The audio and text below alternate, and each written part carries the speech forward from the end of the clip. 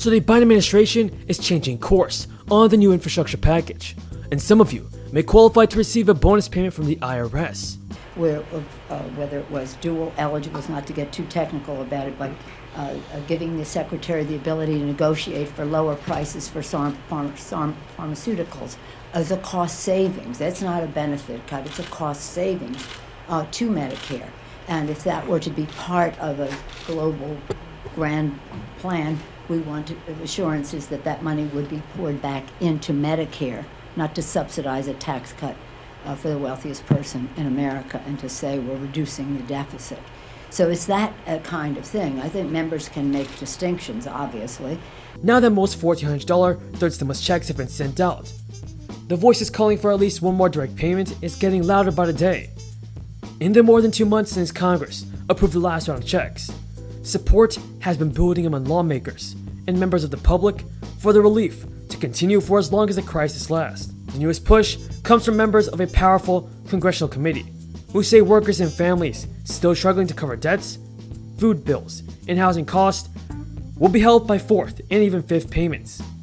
But data that was just released shows critics questioning the need for more cash aid. It shows over 1 million of last year's first stimulus checks never got spent, and letters urging President Biden to support additional direct payments have now been signed by more than 80 lawmakers in Congress. In the latest are 7 members of the influential House and Ways Committee. The House and Ways and Means Committee takes a lead role over taxation and government budgeting, but it was concern over household budgets that prompted the committee members to pen a letter to Biden in recent days. The lawmakers say that most people have been spending the relief checks on basics like food, utilities, rent, and mortgage payments. The letter says families and workers shouldn't have to worry about whether they have enough money to pay for essentials in the months ahead. And that comes as unemployed Americans are urging lawmakers to pass another fourth stimulus bill. What are your thoughts on this, everybody? Do our politicians in Congress need to pass a fourth stimulus bill and a fourth stimulus check? Tell me your thoughts on this in the comments below. And folks, don't forget to subscribe to my channel and share this video with your friends and family. On this channel, I always provide you with the most up-to-date and reliable stimulus check news. It means a lot to me if you guys can subscribe to my channel. So long, we kind of take it for granted. So let me say a word about Social Security. When Head of the Civil Rights, or actually as Assistant Attorney General for Civil Rights. Okay, now, the Senate, we continue to work on the Innovation and Competition Act. And this legislation, as you know, will lay the foundation for the next century of American economic leadership. It's really vital to the future of our country. It'll allow the United States to outcompete countries like China. It'll create millions of good-paying American jobs. It will help improve our country's economic and national security. And we're finally taking action to correct the decades-old underfunding in science and technology. And that has imperiled America's global economic leadership. The bill is the product of at least half a dozen Senate committees working for months, all in a bipartisan way. Social Security was developed in the 30s.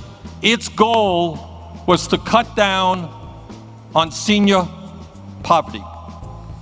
And when it was developed, 50% of seniors lived in poverty.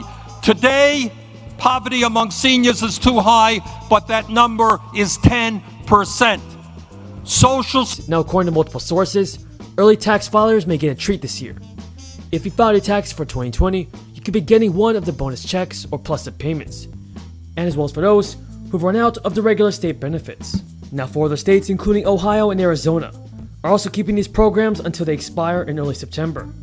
But 19 states are terminating them, along with extra $300 weekly payments, which will strip roughly 2.1 million out-of-work Americans of all their unemployment compensation.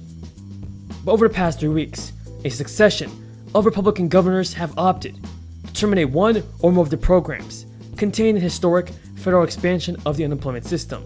They have cited the improving economy and the inability of employers in their states to find workers as the reasons behind the decisions.